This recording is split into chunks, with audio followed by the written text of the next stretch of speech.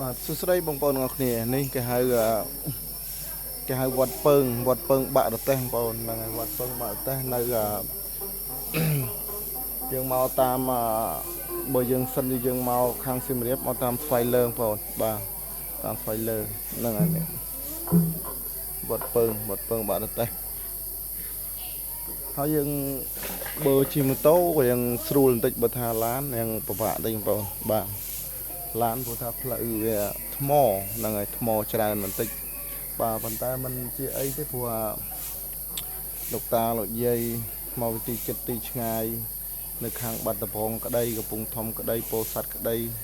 កំពង់ស្ពឺក្តីភ្នំពេញក្តីមកវត្តពើងច្រើនបងប្អូន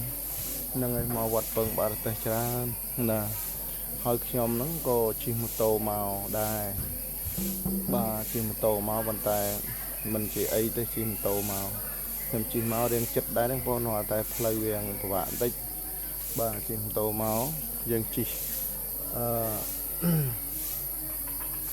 ដីប្រហែល60គីឡូឯងបាទប្រហែល60គីឡូបងប្អូនបាទនេះហើយនេះរឿងស្ងាត់បងប្អូនឬក៏បងប្អូនតាយាយនាងមិញគាត់មិនទាន់មកមិនដឹងអីមិនដឹងបងប្អូនប៉ុន្តែមកខ្លះដែរមកប្រហែល10 20ឡាននៅប្រហែល20ឡានតែគាត់មិនទាន់មកអស់យ៉ាងមកទៅបាទ